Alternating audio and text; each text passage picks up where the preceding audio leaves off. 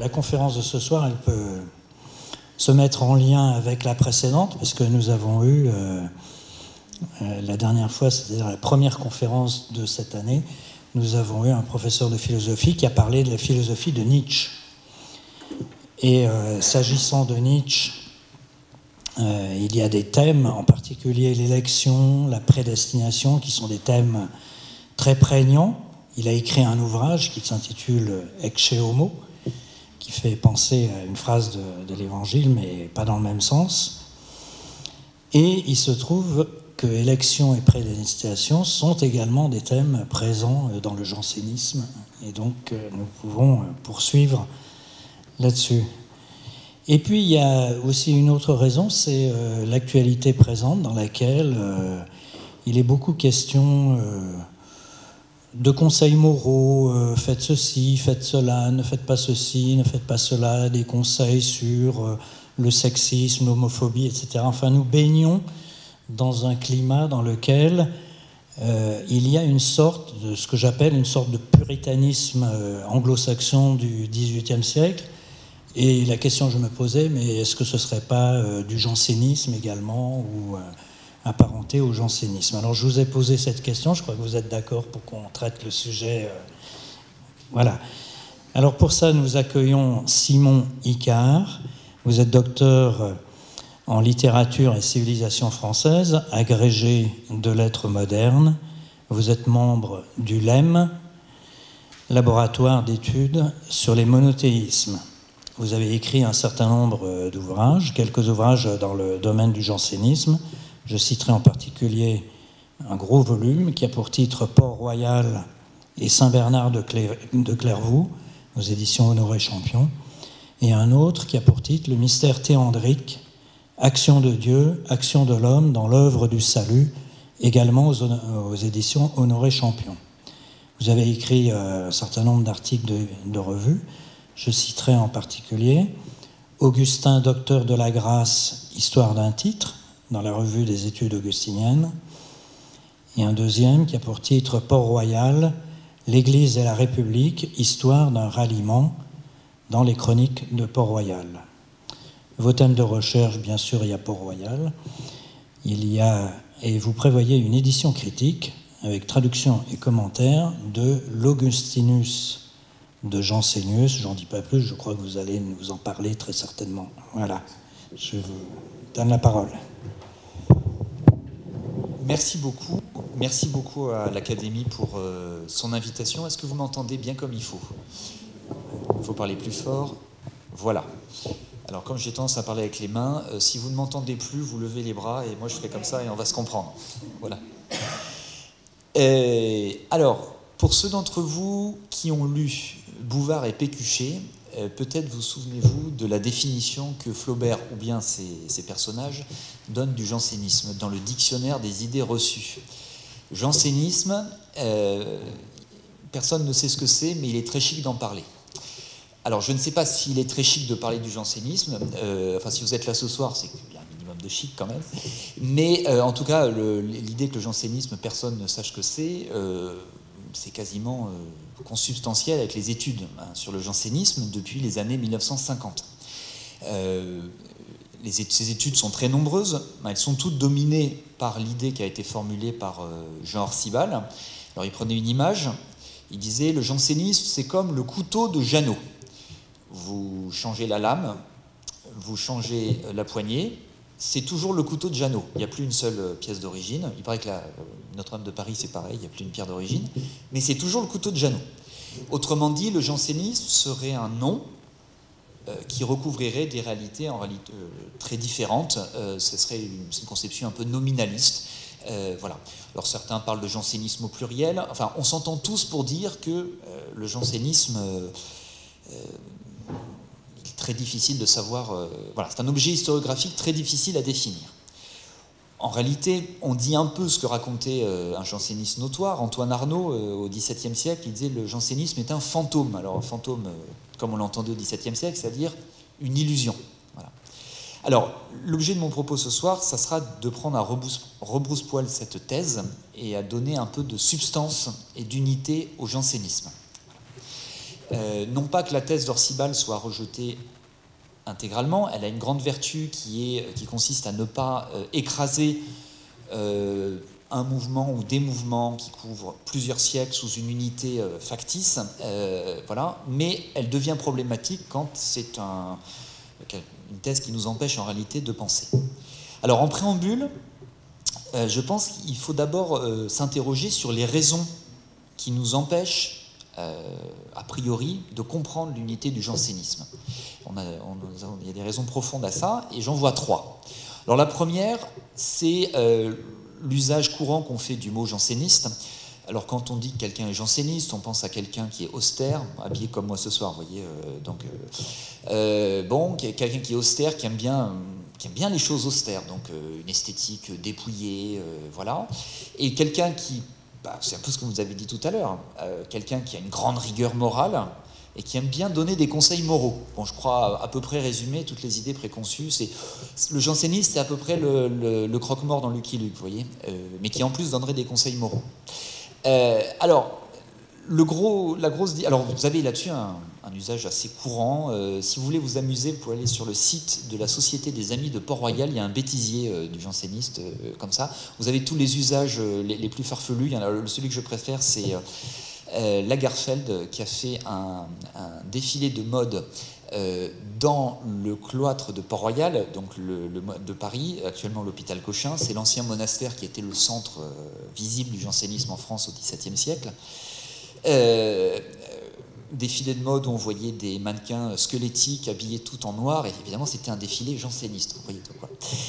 Donc au risque de vous décevoir, je pense que si on commence à définir le jansénisme comme une austérité, une rigueur morale et une propension à donner des conseils moraux, on n'a aucune chance de comprendre ce que c'est. Parce que si les seuls rabat-joie du monde étaient les jansénistes, le monde serait très rigolo. Voilà. Je pense qu'il est nécessaire de partir d'une base qui soit une base plus solide que ça. Donc il faut se méfier, à mon avis, déjà d'un usage courant. Voilà. Il faut se débarrasser de certaines idées préconçues. Alors, le deuxième point est sans doute plus important pour l'historiographie du jansénisme. Depuis, là aussi, les années 50, il y a une idée quasiment reçue, c'est que le jansénisme a 2 phases qui sont radicalement différentes. Le jansénisme aurait 2 volets qui n'auraient quasiment rien à voir et qui se réunissent par un nom qui les réunirait. Alors ces 2 volets, ils recouvrent le XVIIe et le XVIIIe siècle. On aurait d'un côté le jansénisme du XVIIe siècle, paré de ce nom glorieux de Port-Royal, donc le monastère dont je parlais, et le mouvement intellectuel qui tournait autour.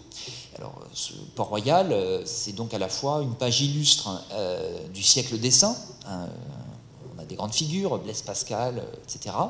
Et puis aussi une page illustre de la littérature française. Dans La Gare des Michards, si vous allez voir, si mon souvenir est bon, il y a du Pascal, il y a du Nicole, il y a du Racine, donc voilà. Donc c'est le bon jansénisme, c'est Port-Royal, et c'est pas du jansénisme. Et puis il y a le mauvais jansénisme qui commence au XVIIIe siècle, celui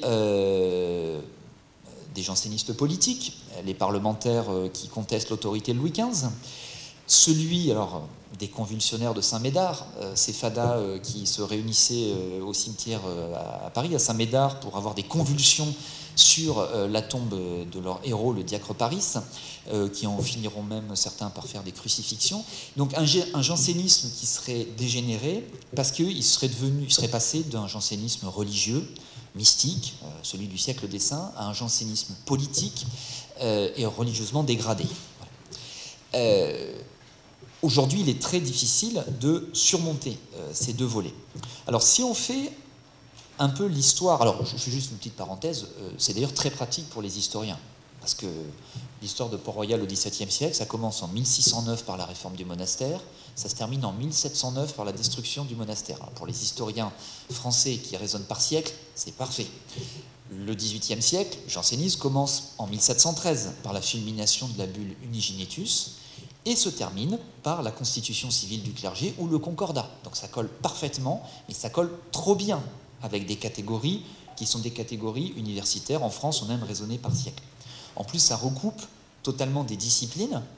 Port-Royal, ça a traditionnellement l'apanage des littéraires, hein, c'est le Lagarde et Michard qui a la main dessus, et les jansénistes du XVIIIe sont l'apanage des historiens. Donc ça recoupe aussi des disciplines. Et évidemment que ça ne colle pas. Un objet historique qui colle trop bien avec les institutions, c'est qu'il y a un problème. Alors, on peut faire rapidement l'histoire de cette séparation du jansénisme en deux. Si vous prenez au XVIIIe siècle, personne ne pensait que le jansénisme était coupé en deux. Les jansénistes se considéraient comme les héritiers de Port-Royal. Le Saint-Siège, pour ne prendre que, considérait qu'il y avait une filiation hérétique. À chaque nouvelle condamnation du jansénisme, on rappelle les condamnations précédentes. Donc il y a une filiation janséniste.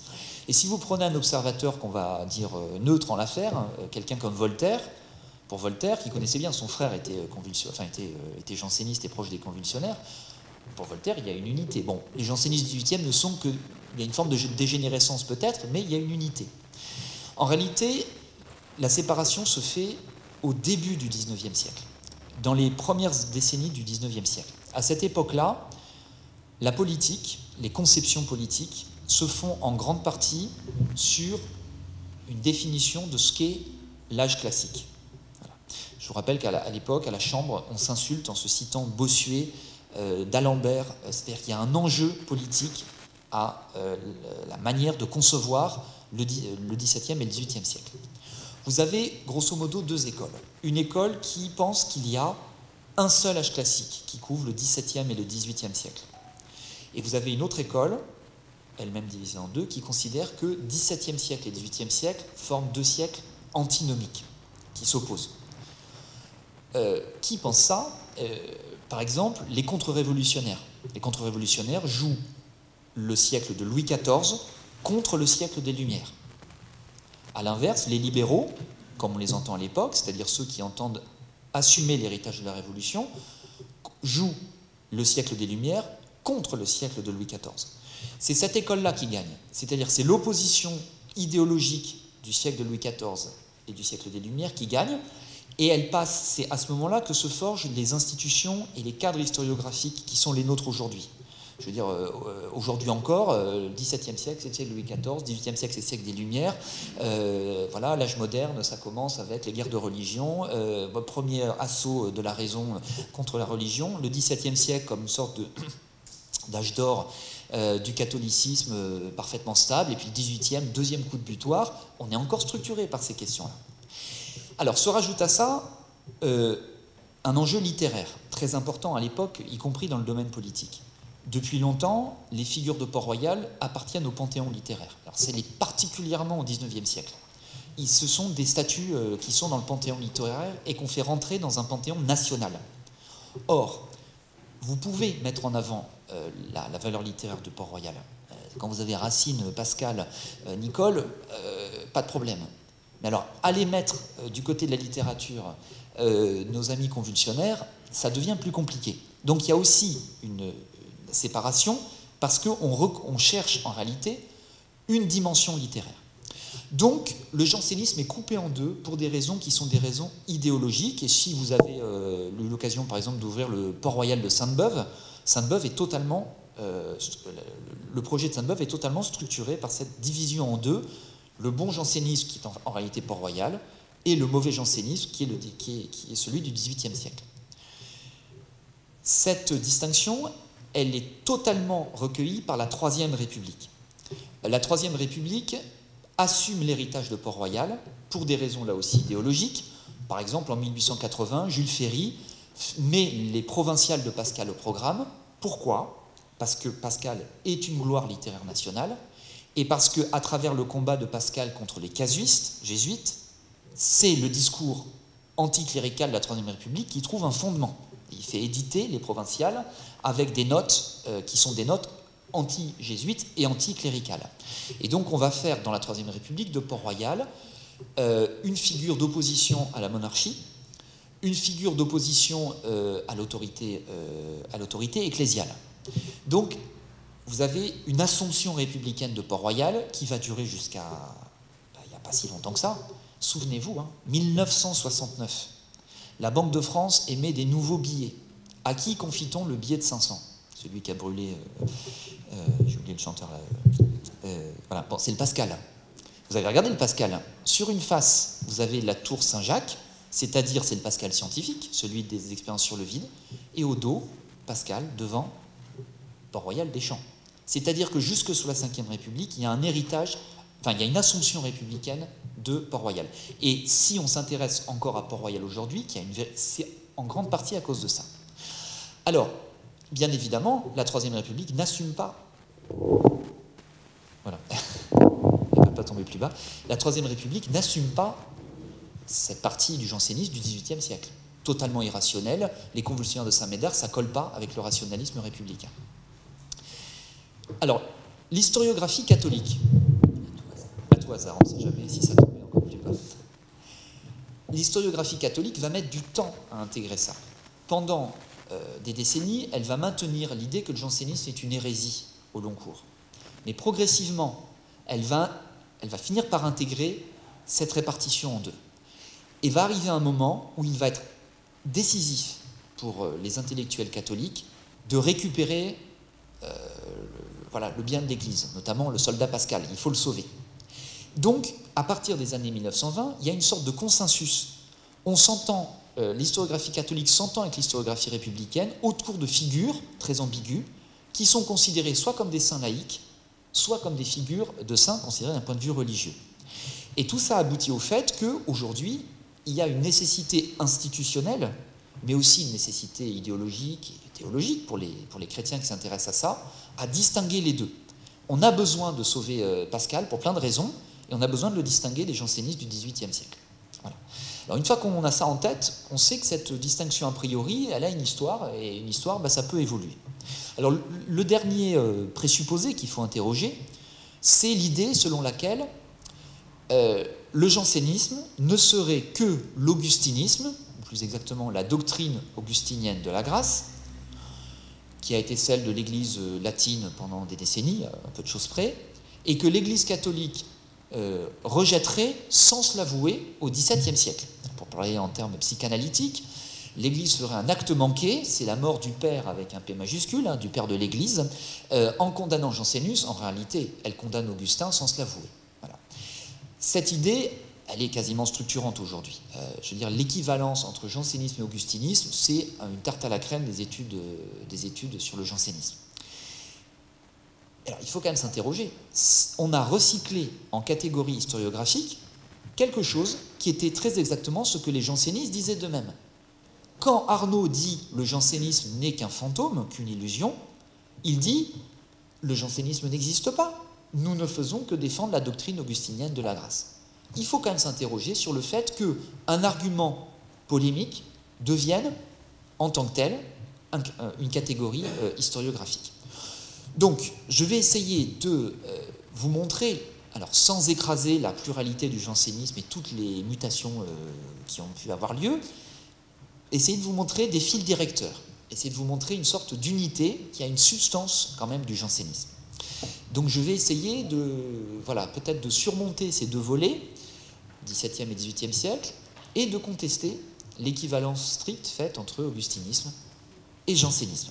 Alors pour ça, je vais prendre une perspective qui va être une perspective d'histoire de la théologie. On peut aussi avoir une perspective sur le jansénisme très politique, comme on le verra tout à l'heure. Le jansénisme, c'est aussi un enjeu politique dès le début. Voilà. Là, ma perspective va plutôt être une porte d'entrée théologique et elle va se faire en deux temps. Je vais d'abord parler de doctrine de la grâce et dans un deuxième temps, je vais parler d'apocalyptique. Voilà, ça va être mes deux volets à moi. Alors, je vais peut-être tout d'abord faire un petit rappel historique. De quoi parle-t-on historiquement quand on parle du jansénisme? Alors, il faut remonter au milieu du XVIe siècle, au Concile de Trente, et plus précisément à la 6e session, qui a lieu, si ma mémoire est bonne, en 1547, qui est consacrée à la justification.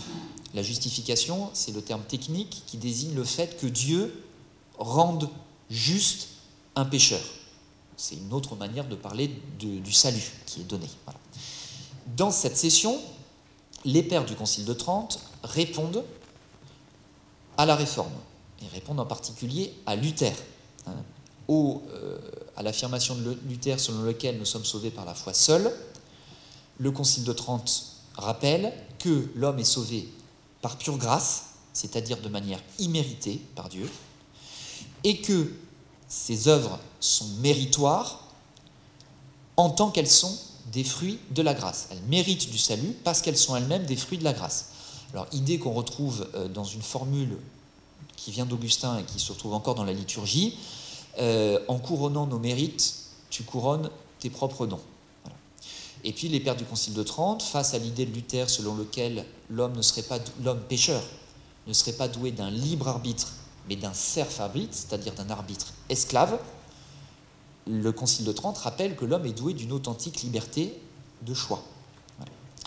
Alors, je fais juste une petite parenthèse. Ce débat sur la justification entre catholiques et protestants, nous pouvons le regarder en tant qu'historiens, mais il faut impérativement tenir compte d'un événement fondamental dont on n'a pas assez parlé, qui a eu lieu en 1998, qui est la déclaration commune de la Fédération luthérienne mondiale et de l'Église catholique.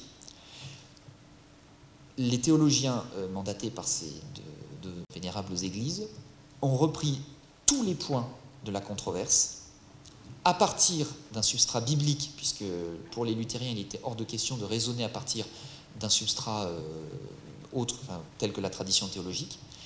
Et vous retrouvez dans cette déclaration, sur chaque point, la Fédération luthérienne mondiale et l'Église catholique expriment une foi commune et ensuite exprime chaque point considéré du point de vue luthérien et du point de vue catholique, c'est-à-dire avec son vocabulaire propre. Et c'est à ma connaissance un cas unique dans l'histoire de l'œcuménisme. Les condamnations réciproques sont levées, c'est-à-dire que l'Église catholique indique que les luthériens ne sont plus concernés par les anathèmes du Concile de Trente, et les luthériens déclarent que les catholiques ne sont plus visés par les anathèmes de leur propre concile. C'est-à-dire que nous ne pouvons plus avoir théologiquement sur cette question de la justification un simple regard d'historien en disant c'est une querelle qui a connu un événement. Je vous invite à aller voir ce texte-là. On n'en a pas parlé très peu, en fait, pour deux raisons, parce que je pense que du côté protestant, c'est pas toujours très bien reçu. Et puis les catholiques, la grâce, ils s'en tamponnent le coquillard, donc de toute façon, voilà. C'est quand même un cas unique où on a surmonté une controverse théologique fondamentale par un travail théologique en commun, non pas en essayant de voir des points communs, mais en revenant à une formulation commune qui respecte les traditions propres. Voilà, donc petite parenthèse. Alors j'en reviens à ma session sur la justification. Cette session trace le cadre à l'intérieur de laquelle les théologiens catholiques vont désormais penser les relations entre grâce et libre arbitre. Alors je rappelle quelque chose qui n'est pas forcément évident, mais un concile, c'est fait pour régler des problèmes et c'est fait pour en créer. Voilà. C'est-à-dire que, pour le dire de manière peut-être plus positive, un concile n'est pas là pour clore la théologie, il est là pour l'ouvrir, pour l'autoriser. C'est-à-dire qu'il n'y aurait pas de décision magistérielle de type conciliaire s'il n'y avait pas eu des débats théologiques avant, et il n'y aurait pas de débat théologique après si le magistère n'ouvrait la porte de discussion. Voilà. Petit point important, le dogme ne clôt pas la théologie, il l'autorise, il la fonde. Si je voulais employer un mot qui vient de Michel Foucault, le philosophe, les conciles sont des... j'ai oublié le terme... de quelque chose de discursivité. Ils permettent de tenir des discours et de tenir des discours théologiques. Alors, vous avez, pour résumer, alors je vais brosser à grands traits, mais vous avez à l'époque 3 grandes écoles catholiques en matière de théologie de la grâce qui dominent. Il y a plein d'intermédiaires, mais on va conserver ces 3-là. La première, la plus historique, c'est l'école augustinienne. Voilà, depuis la controverse entre Augustin et Pélage au 5e siècle, l'Occident, l'Église latine, parce que l'Orient, le problème s'est posé, les questions se sont posées différemment. L'Église latine reconnaît en Augustin une sorte de maître. Alors je précise une chose, elle reconnaît une sorte de maître, il est quand même bien précisé, notamment dans un texte qui s'appelle l'Indiculus, un texte antique où on suit Augustin, mais concernant les questions plus difficiles que son œuvre pose, on prend garde ni à le condamner ni à le canoniser. Je rappelle qu'à aucun moment le magistère de l'Église catholique ne consiste à canoniser un auteur aussi grand soit-il. On peut se servir de sa théologie, on peut se servir de ses armatures conceptuelles, Mais l'idée selon laquelle un auteur théologique résumerait à lui seul la pensée du magistère chrétien, catholique, c'est une erreur. C'est vrai pour Augustin, je pense que c'est vrai aussi pour Thomas d'Aquin. Enfin, canoniser une pensée, ça n'est pas dire que tel auteur exprime la pensée de l'Église. Mais bon, Augustin domine de manière massive la théologie latine en matière de grâce. Donc, il y a une tradition augustinienne qui est au XVIIe siècle, portée notamment par l'ordre des Augustins et par une université dont on va parler, la faculté de théologie de Louvain. Il y a une deuxième école, plus récente, qui commence à acquérir un certain poids, qui est l'école thomiste, l'école de Thomas d'Aquin, portée notamment par l'ordre des dominicains. Et vous avez une troisième école très récente, mais qui acquiert très tôt une forme d'autorité, qui parle d'égal à égal avec l'école augustinienne et l'école thomiste. C'est l'école moliniste, alors du nom de Molina, Luis de Molina, un jésuite, qui publie un ouvrage en 1598, la Concordia, où il essaie de résoudre tous les problèmes que soulève la grâce. Grâce et libre arbitre, grâce et prédestination, etc., etc. Alors, ces trois écoles vont entrer dans une controverse. Donc je vais peu parler des protestants, parce qu'en fait, les catholiques n'ont pas besoin des protestants pour se disputer à l'époque. En fait, on entre dans une crise de la théologie de la grâce interne à l'Église catholique et qui se joue, grosso modo, entre ces trois écoles. Le premier élément, c'est qu'un professeur de Louvain, Baius, Louvain est proche de régions protestantes, et donc Baius dit, pour répondre aux protestants, il ne faut pas qu'on leur réponde en utilisant la théologie scolastique, c'est-à-dire la théologie des écoles de théologie telle qu'elle s'est développée au Moyen-Âge et telle qu'elle continue à être enseignée, puisque les protestants n'acceptent que l'autorité de l'Écriture sainte. Donc il va essayer d'exprimer la foi catholique en matière de grâce et de justification en des termes non scolastiques. Bon, en réalité, plus scolastique que lui, tu meurs. C'est-à-dire qu'à l'époque, tous ceux qui ne veulent pas être scolastiques, ont tous été formés à ça, sont tous en fait tributaires de concepts scolastiques. Et Baius, en essayant de revenir à un Augustin débarrassé de ses oripeaux scolastiques, tient des positions qui vont être condamnées. Alors notamment une condamnation qui porte en partie, pas seulement, mais en partie sur l'état primitif de l'homme, avant le péché originel. Pour ça, je reviendrai un tout petit peu plus loin au moment où on parlera de Jansénus. Donc on a un premier élément, c'est-à-dire que la tradition augustinienne est susceptible de lecture jugée hétérodoxe par le Saint-Siège. Première étape. Deuxième étape, au moment où Molina fait paraître la Concordia, la position moliniste est une position explicitement anti-thomiste. C'est censé être un commentaire de la Somme de Thomas d'Aquin, mais en réalité il conteste la position des dominicains. J'en reparlerai un peu plus dans le détail tout à l'heure. Et donc les dominicains entrent en lutte avec les jésuites. Alors c'est aussi un combat de deux ordres avec des enjeux politiques que je passe. La querelle prend une telle proportion que le pape décide au début du XVIIe siècle de réunir des congrégations, c'est-à-dire un rassemblement de théologiens où molinistes et thomistes vont présenter leur position devant le pape ou ses cardinaux, de manière à ce que Rome puisse trancher. Les controverses durent 8 ans, si mes souvenirs sont bons. Clément VIII meurt, son successeur Paul V dit on arrête, stop, ça suffit. Le magistère romain ne se prononce pas, et là vous avez la position du Saint-Siège qui sera jusqu'au bout qui vaudra jusqu'à la fin de la controverse, à savoir que les trois grandes écoles théologiques ont le droit d'enseigner leur propre tradition en matière de grâce, à la seule condition de ne pas s'accuser mutuellement d'hérésie. Bon, je vous laisse deviner, bien évidemment, personne n'a jamais respecté ça, et on s'est traité d'hérétique pendant... voilà.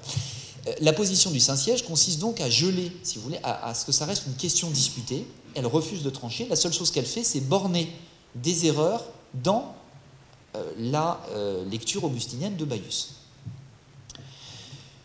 Quelques années passent, et à ce moment-là intervient un auteur important, Jansénus, qui a donné son nom au jansénisme. Alors Jansénus est professeur d'écriture sainte à Louvain, la même université que Baius. Bon, il ne l'a pas connu, mais voilà, c'est la même université. Jansénus a une illumination en 1619. Il lit un livre d'Augustin qui s'appelle La correction et la grâce, un De correptione et gratia, et il croit y discerner toute la clé de lecture de la doctrine augustinienne de la grâce.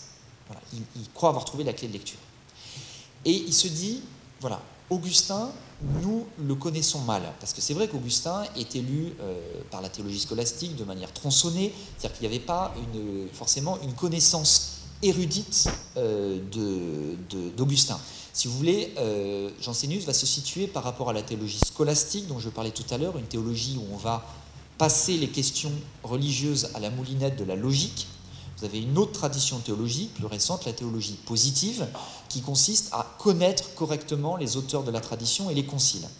Alors l'idée de Jansénius, ça va être de rendre accessible le vrai Augustin pour trancher la querelle.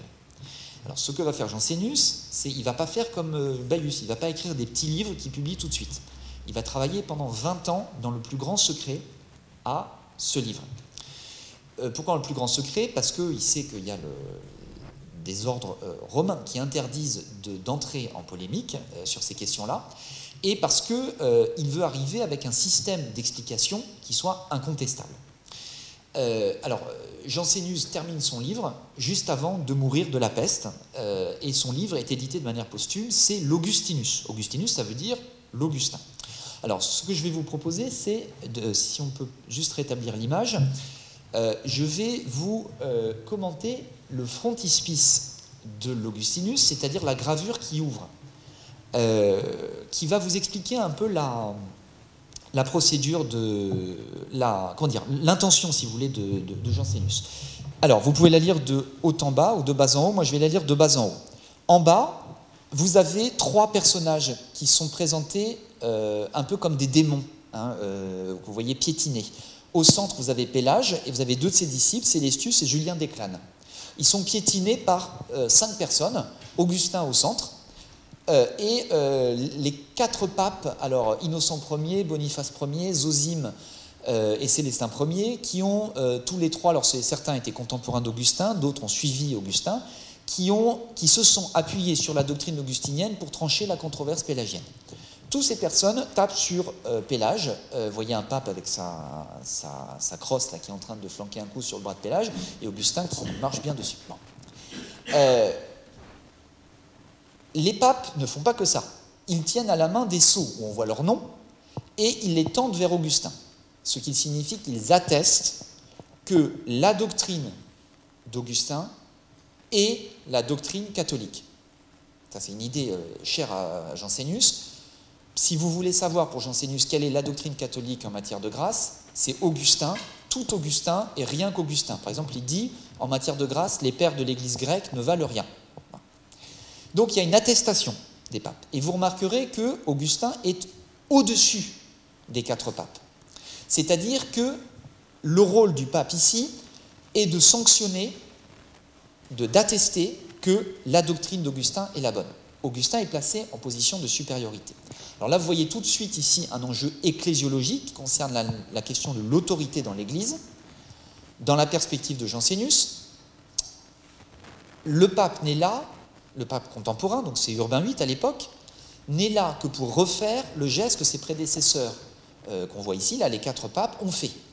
En gros, comme on a perdu le vrai Augustin, Jansénius fournit un accès au véritable Augustin, et c'est une invitation pour le pape Urbain VIII à refaire le geste d'attester, et donc de condamner la doctrine de Molina, parce que cette fois-ci, on a la vraie pensée d'Augustin. Alors, je vous laisse deviner la réaction du Saint-Siège face à une telle position ecclésiologique. Alors, nous sommes avant Vatican I, avant Vatican II, la question de l'infaillibilité pontificale et du rôle des... etc. Bon, mais il est bien évident que le pape soit uniquement en position de juge. En réalité, qui fait le discernement théologique ici? Ben, c'est Jansénius lui-même. Et pas Jansénius en tant qu'il est évêque, parce qu'il est évêque d'Ypres, mais en tant qu'il est érudit. C'est parce qu'il connaît bien, c'est par son érudition qu'il est capable de donner le vrai Augustin. Donc tout de suite, vous avez un enjeu ecclésiologique. Le problème, c'est la question de l'autorité et le rapport à la tradition. Est-ce qu'il existe un magistère vivant qui discerne ici et maintenant dans la tradition ce qui est la doctrine de l'Église? Ou bien est-ce que la connaissance érudite de la tradition suffit par elle-même pour trancher le débat. Donc vous voyez tout de suite un enjeu qui concerne l'autorité dans l'Église. Alors, je reviendrai tout à l'heure sur le haut voilà, parce que vous m'y ferez penser, quand on parlera d'apocalyptique, il faut que je revienne sur la gravure. Ce qui est juste important, c'est qu'on peut juste baisser un tout petit peu, qu'on voit quand même le soleil. C'est les nuages qui m'intéresseront tout à l'heure, mais là on va parler du soleil. Voilà, Augustin a la mitre et le cœur éclairé, c'est-à-dire qu'il est saint parce qu'il a à la fois pensé correctement la grâce et qu'il l'a vécu. Voilà. Et sa mitre et son cœur sont enflammés, ce qui est une représentation traditionnelle d'Augustin, sont enflammés par un soleil, dans lequel vous pouvez lire, enfin vous pouvez peut-être pas lire, c'est un peu loin, car l'amour de Dieu a été répandu en nos cœurs par l'Esprit Saint qui nous a été donné. C'est une citation de Romains 5,5. Alors tout ça pour dire que l'Augustinus, c'est un livre sur l'amour, c'est un livre sur la charité. C'est pour ça que, certes, les jansénistes étaient pour beaucoup des rigoristes, etc., mais le fond du jansénisme, c'est une doctrine de l'amour. Voilà, point important. Alors, la suite de l'histoire, je la résume à grands traits. Le projet de Jansénus, en réalité, il tombe à l'eau. Parce qu'il arrive, alors l'Augustinus, c'est 5 kilos, 1600 colonnes in folio en latin, c'est un monstre. Et le rythme à l'époque de publication en controverse sur la grâce, c'est, je ne sais pas, c'est un livre par mois. Il y a un tempo frénétique. Il est évident que, enfin, il a loupé son coup. C'est-à-dire que les gens sont incapables de prendre le temps de répondre sur le plan de l'interprétation à 20 ans d'existence. Bon, le premier qui va le faire sérieusement, c'est Fénelon à la fin du XVIIe siècle. En réalité, le problème va très vite se déplacer de l'interprétation d'Augustin à un autre problème. 5 propositions vont être extraites de l'Augustinus, alors extraites à la manière de la censure romaine de l'époque, c'est-à-dire que soit elles sont extraites verbatim, telles qu'elles se trouvent mot à mot, soit il s'agit de reformulation, c'est exactement comme dans les débats politiques. Monsieur le ministre, si je résume votre propos, vous avez dit ça, vous avez tort. C'est exactement pareil, on résume le propos. Le débat va se porter sur la présence de ces 5 propositions dans l'Augustinus, sur le sens que prennent ces propositions et sur l'autorité qu'a le pape à dire que des propositions se trouvent dans un livre. Alors je passe le détail, mais en réalité on va se déplacer vers ces questions-là et on va quitter la question de fond qui est comment on interprète Augustin et quelle autorité on lui accorde. Alors l'histoire du jansénisme est une histoire dramatique avec des condamnations, des histoires de formulaires que je n'ai pas trop le temps de vous décrire. Au début du XVIIe siècle, alors si, peut-être un petit mot sur Port-Royal, comme expliqué, Jansénus avait un ami, son ami très cher, qui est Jean du Vergier de Oranne, abbé de Saint-Cyran, que nous appellerons désormais Saint-Cyran, qui est lui parfaitement au courant. Il est tenu au courant de la rédaction de l'Augustinus. Il s'était enfermé 9 mois chez du Vergier, là, au Pays Basque, pour étudier les pères de l'Église et la Bible. Vous voyez un peu le genre de... Bon, Jansénus, je précise, il travaillait, était capable il a lu, dit-il, 30 fois l'œuvre d'Augustin, et je ne sais plus, je crois que c'est 90 fois les écrits sur la grâce. Il n'a fait que ça pendant toute sa vie. Saint-Cyran n'est pas seulement l'ami de Jansénus.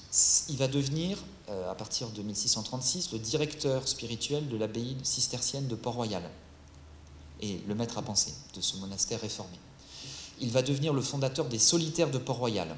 Ce sont des prêtres et des laïcs qui se retirent du monde, parce qu'il avait une conception de la conversion qui demandait de se retirer du monde pour vivre en périphérie du monastère, en travaillant de ses mains et en écrivant des traductions et des ouvrages de piété, notamment des traductions de textes médiévaux et antiques.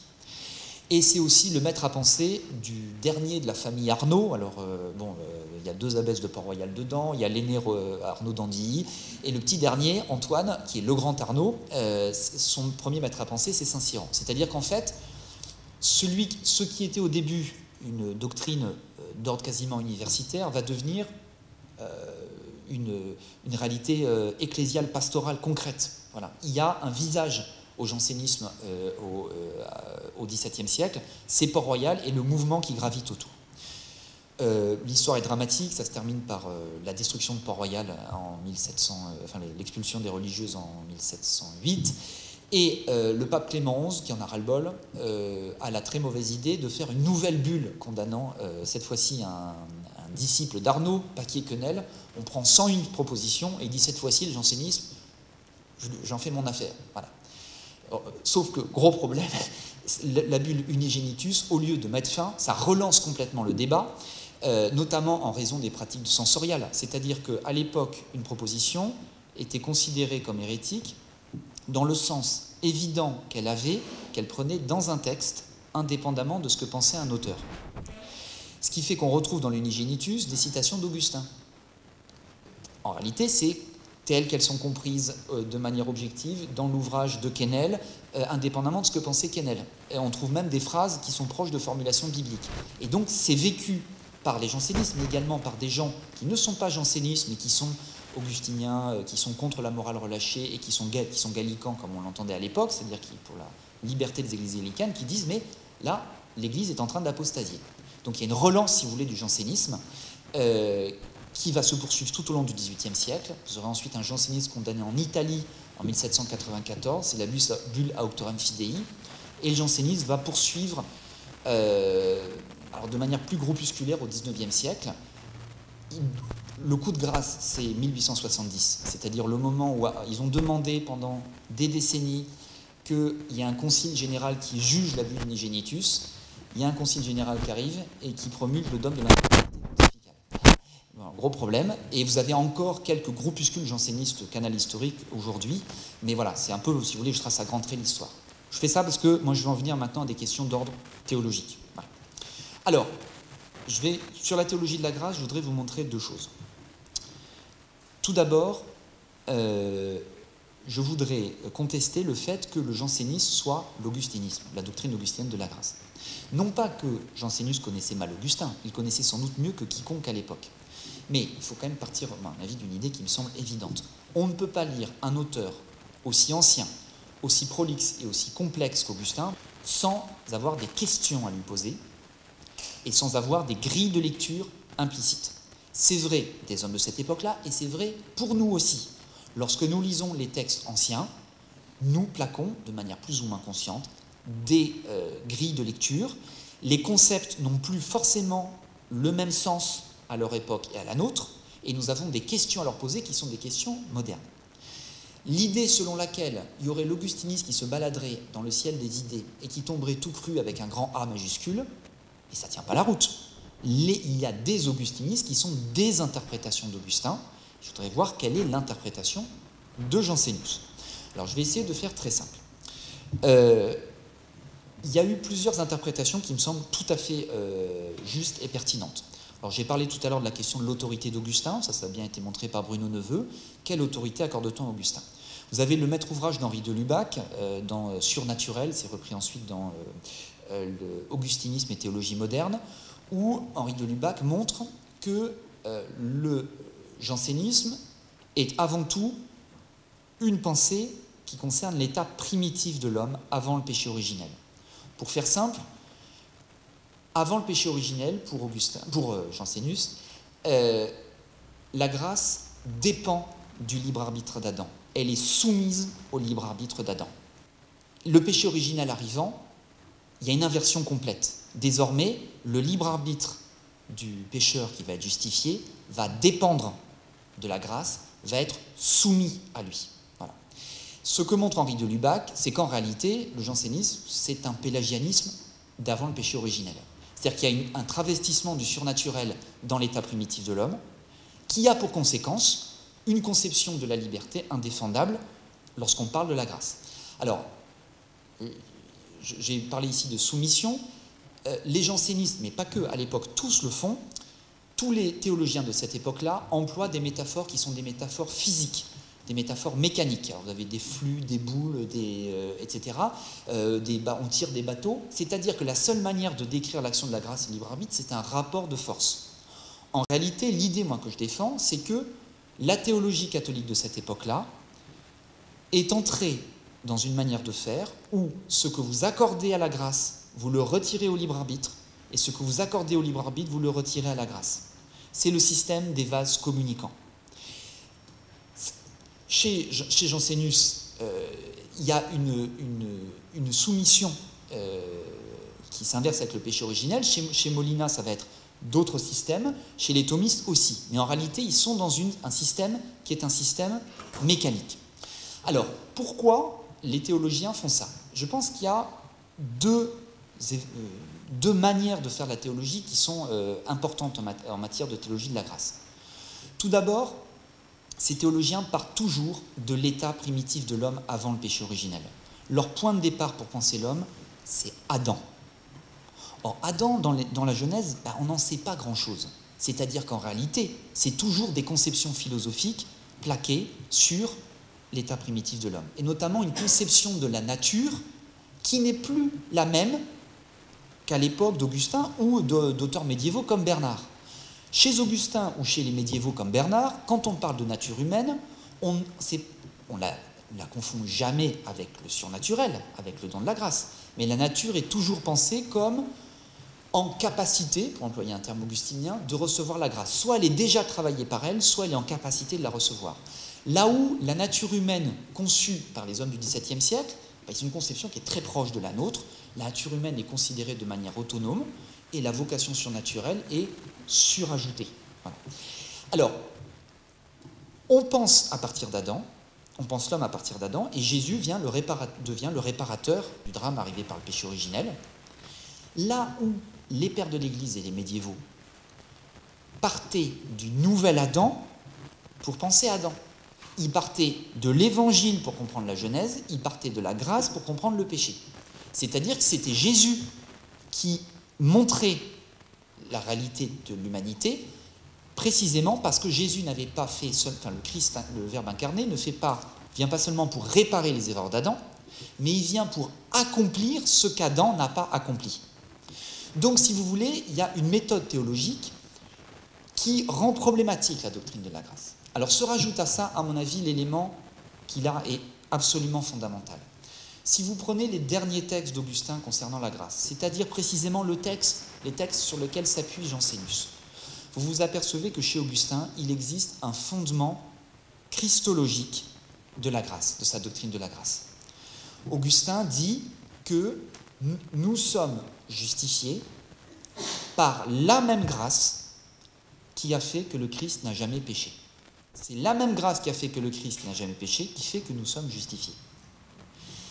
C'est-à-dire que le cas unique de l'incarnation, le fait qu'une personne divine unisse en sa nature, en sa personne, deux natures, une nature humaine et une nature divine, unies sans confusion ni séparation. Ça, c'est la définition christologique de Chalcédoine. Et que par conséquent, cette personne, qu'on appelle le Verbe incarné, a deux volontés, l'une humaine et l'autre divine, unies sans confusion ni séparation. C'est ça qui va permettre de penser correctement la grâce. Quand Jésus agit, il n'agit jamais en partie en homme, en partie en Dieu. Il n'agit jamais en homme et pas en Dieu. Il n'agit jamais en Dieu et pas en homme. L'idée fondamentale chez les pères de l'Église, c'est que nous sommes sauvés parce que tous les actes du Christ sont totalement humains et totalement divins.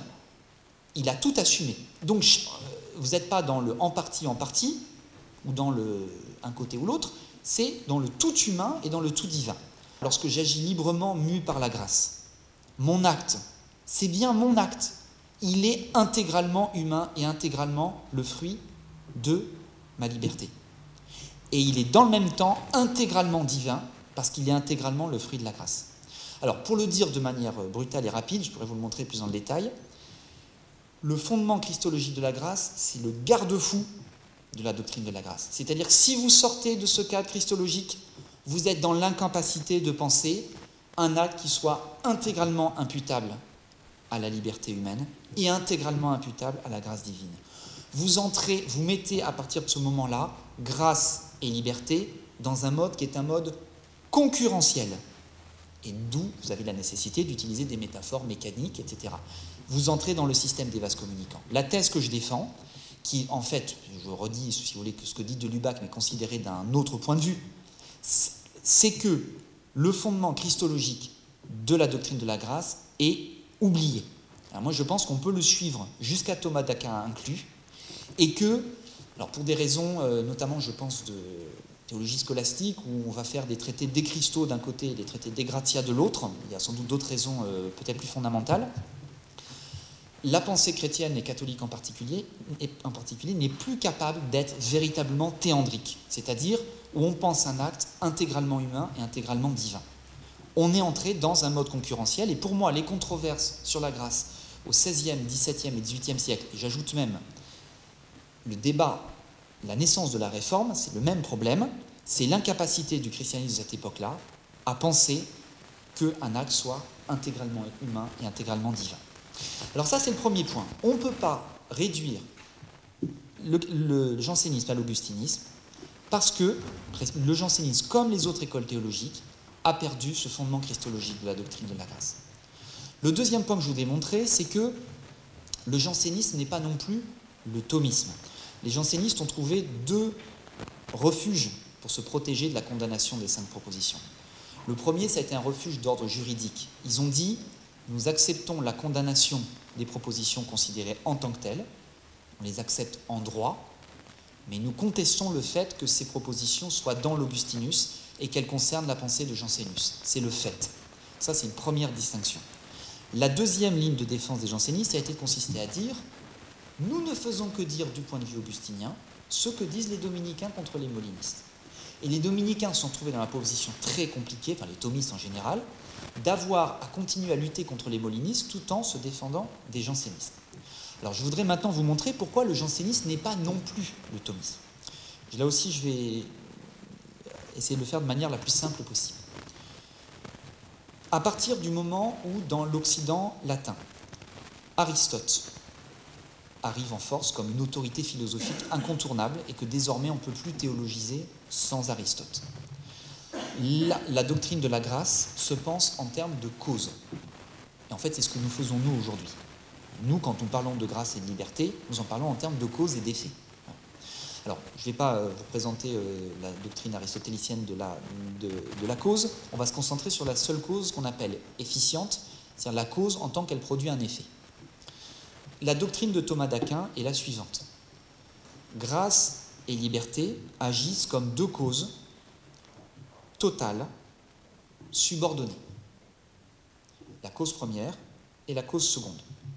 Alors c'est pour Thomas d'Aquin le même système causal qui permet de penser tout l'univers, toute la création. La seule particularité, c'est que la cause seconde en question est une cause libre. Alors je vais prendre l'image du peintre et de son pinceau. Dans cette perspective-là, lorsqu'un tableau est peint, il y a deux causes. Une cause principale, c'est le peintre, et une cause instrumentale, c'est le pinceau. Dans cette perspective-là, le pinceau est cause totale du tableau, mais subordonné. S'il n'y a pas de peintre pour tenir le pinceau, il n'y a pas de tableau. Voilà. Cause totale. Alors, c'est exactement la même chose pour la grâce, sauf que ici, vous avez un pinceau qui est un pinceau libre. C'est un peu compliqué, hein, un peintre libre avec un pinceau libre. Bon, voilà. Ça se complique un peu, mais l'effet, c'est-à-dire le tableau, est totalement imputable à la cause première et totalement imputable à la cause seconde. Elles sont toutes les deux efficientes. Ensuite, il y a dans l'histoire de la théologie scolastique au Moyen-Âge une rupture fondamentale avec Duns-Scotus et avec Occam, où on va substituer à ce système de cause totale subordonnée un système de cause partielle. Pour que la cause seconde, c'est-à-dire l'action de l'homme, puisse s'exprimer, Dieu va suspendre sa toute-puissance. Alors Occam a cette image merveilleuse. Dieu est comme un homme qui peut porter un poids de 10. Il pourrait porter le poids de 10. Mais comme l'homme est un homme faible qui ne peut porter qu'un poids de 1, Dieu va en porter 9 pour laisser l'homme en porter 1. Désormais, vous êtes sur un système de cause partielle. Il y a un concours de Dieu et de l'homme. Chacun fait une partie du boulot. Voilà.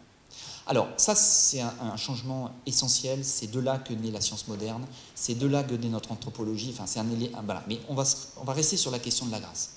Ce système, c'est deux systèmes qui s'opposent. Le système de cause totale et le système de cause partielle, on les retrouve dans les controverses au XVIIe siècle. Les molinistes défendent l'idée d'un système de cause partielle. Molina dit la grâce et le libre arbitre sont comme deux hommes tirant un même bateau, ensemble. Chacun fait une partie du boulot. Pour Molina, l'homme apporte la liberté et Dieu apporte le surnaturel. Les thomistes, pour répondre à cette position de Molina, vont mettre tout l'accent du côté de la cause première, de la cause divine, en disant l'effet, c'est bien l'effet de la cause divine. Parce que c'est ça l'enjeu, la question que posait le molinisme au thomisme. Et les jansénistes, dans cette affaire-là, vont inventer en réalité un nouveau système. Ils vont parler de cause dominante et de cause dominée. Avant le péché originel, la cause dominante, c'est le libre arbitre d'Adam. Il domine la liberté. Après le péché originel, la cause dominante, c'est la grâce. La liberté est une cause dominée. Or, nous explique Jansénius, l'effet, la seule cause efficiente, c'est la cause dominante. La cause dominée, c'est une cause sine qua non. Elle est essentielle, mais ce n'est pas elle qui porte l'effet. Ça veut dire que le jansénisme invente un système causal nouveau où on va retirer l'effet à la cause dominée. Ça veut dire que vous retirez l'effet à la grâce avant le péché originel et vous retirez l'effet à la liberté après le péché originel. Donc on peut aussi voir les controverses sur la grâce comme la poursuite au XVIIe et XVIIIe siècle d'une controverse philosophique qui vient du Moyen-Âge, qui est un problème de système de cause. Alors en réalité, là aussi, on n'est pas loin de la christologie. Je précise tout de suite, je ne suis pas sûr du tout que le concept de cause soit en réalité parfaitement adapté pour penser le Christ ou pour penser la liberté. On n'est pas tributaire de ça. Mais dans la réalité, dans l'Occident latin, depuis le Moyen-Âge, on ne fait que ça. Voilà, donc il faut bien suivre cette logique-là. La seule doctrine des causes qui permet d'être compatible avec la christologie, c'est celle de Thomas d'Aquin. C'est-à-dire, si vous voulez parler en termes de cause, il faut parler comme Thomas d'Aquin. Dans le cadre du Christ, le Christ, la nature humaine et la nature divine sont causes totales de leur œuvre commune. Et dans le cas de la grâce et du libre arbitre, c'est pareil. Voilà. Donc en réalité, les deux problèmes, si vous voulez, se rejoignent. Il y a sans doute un rapport entre ces deux questions. Donc le jansénisme, qui se prétendait être un retour, le jansénisme, c'est la vision réactionnaire de la théologie. On va revenir à la pureté des origines par-delà la théologie scolastique. En réalité, c'est un système moderne qui prolonge des débats qui sont des débats médiévaux. Alors, comme le temps file, je vais, juste en conclusion, vous parler un tout petit peu de l'apocalyptique. Je peux juste revenir sur la gravure. Parce que si le jansénisme n'avait été qu'une question de théologie de la grâce entre théologiens, ça n'aurait pas été une crise pastorale, spirituelle aussi considérable. En réalité, ce n'est pas seulement une doctrine, c'est une manière de défendre cette doctrine. Regardez bien le fond du tableau. Vous avez des nuages qui sont une nuée qui est dispersée par le soleil. Voilà. Alors en fait, ça se lie à deux niveaux. C'est bien sûr Augustin qui, en étant fidèle à l'inspiration divine, va chasser les ténèbres du pélagianisme.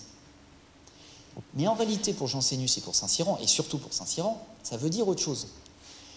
Pour Jansénius et pour Saint-Cyran, alors ils ont une conception de l'histoire de l'Église qui est une conception décadente. Il y a la pure lumière des origines, les temps apostoliques et les temps patristiques. Alors ça, c'est le temps merveilleux de la lumière où l'Église combat en éclairant les hommes, c'est le combat de la vérité contre l'erreur. Et plus l'Église s'approche de la fin des temps, plus la vérité est obscurcie en elle. Alors notamment pour Saint-Cyran, il y a une double rupture. Le début de la décadence, c'est le XIIe siècle, le moment où on introduit la théologie scolastique, et le moment où on va abandonner ce qu'il estime être l'antique pratique de la pénitence. Et donc il considère que le combat de la vérité et de l'erreur, qui se passait à l'époque des pères de l'Église, entre l'Église et les hérétiques, elle a désormais lieu à l'intérieur de l'Église. La vérité est obscurcie à l'intérieur même de l'Église. Et les débats sur la grâce, ce n'est pas des débats théoriques sur la grâce. Pour les jansénistes, c'est le fait que plus l'Église s'approche de la fin des temps, moins il y aura de fidèles à la vérité de Jésus. Plus le nombre des fidèles va se réduire à peau de chagrin. Et tout ce débat, c'est en réalité un vaste discernement. Dieu discerne les prédestinés et les élus.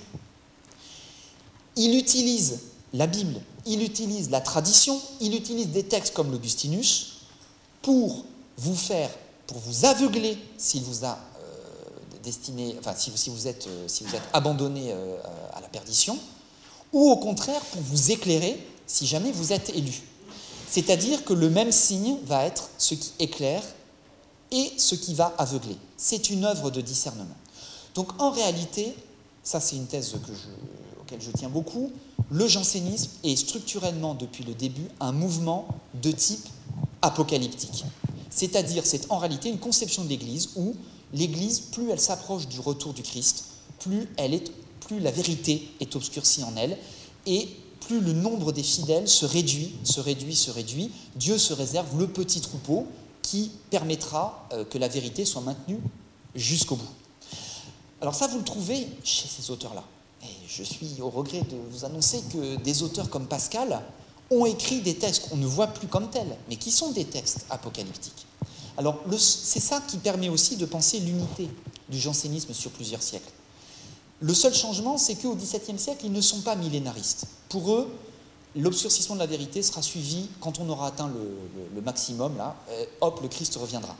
Pour les jansénistes du XVIIIe siècle, ils vont entrer dans une vision millénariste où Dieu, par la conversion des Juifs, annoncée à Paul, va créer sur terre un temps spirituel où l'Église connaîtra un nouvel âge parfait. C'est une forme en réalité de millénarisme.